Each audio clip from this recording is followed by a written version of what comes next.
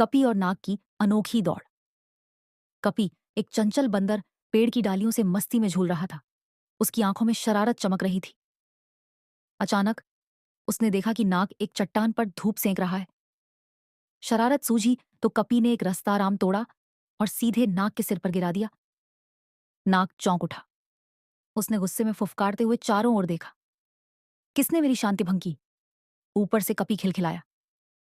नाग, जो पहले तो नाराज था, अब अपनी चालाकी भरी मुस्कान के साथ कुछ सोचने लगा। बहुत चतुर समझते हो खुद को, बंदर। चलो देखते हैं कौन ज्यादा तेज है। जंगल के बीचों बीच और नदी पार दौड़ लगाते हैं। अगर तुम जीते तो मैं तुम्हें जंगल में छिपाए खजाना दूंगा, लेकिन अगर मैं जीता तो तुम्हें मुझे 10 पके केले लाकर देने होंगे। कपी अपनी फुर्ती से पेड़ों के ऊपर ऊपर छलांग लगा रहा था। उसकी गति हवा से भी तेज थी। वहीं नाग जमीन पर सरसराते हुए बड़ी तेजी से आगे बढ़ रहा था। उसकी चाल भी कम नहीं थी। लेकिन जैसे ही वे नदी के पास पहुंचे, कपी को एहसास हुआ कि पानी में वह नाग जितना तेज नहीं था। कपी ने फटाफट दिमाग लगाकर एक तैरती लकड़ी पकड़ ली और उसे चप्पू की तरह इस्तेमाल करने लगा। साथ ही उसने छोटे छोटे कंकड़ पानी में फेंके ताकि नाग का ध्यान भटक जाए। नाग कुछ पलों के लिए भ्रमित हो गया।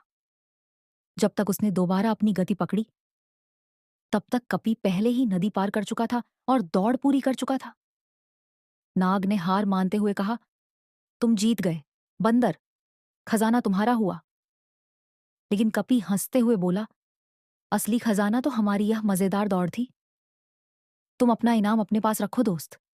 अगली बार हम बिना किसी चालबाजी के दौड़ लगाएंगे।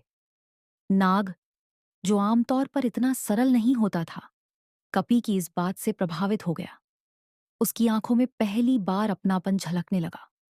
उस दिन के बाद से दोनों अजीब लेकिन पक्के दोस्त बन गए।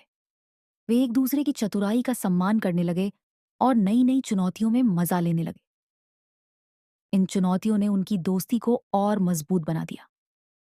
इस कहानी से हमें यह सीख मिलती है कि चतुराई और समझदारी से हर चुनौती को पार किया जा सकता है।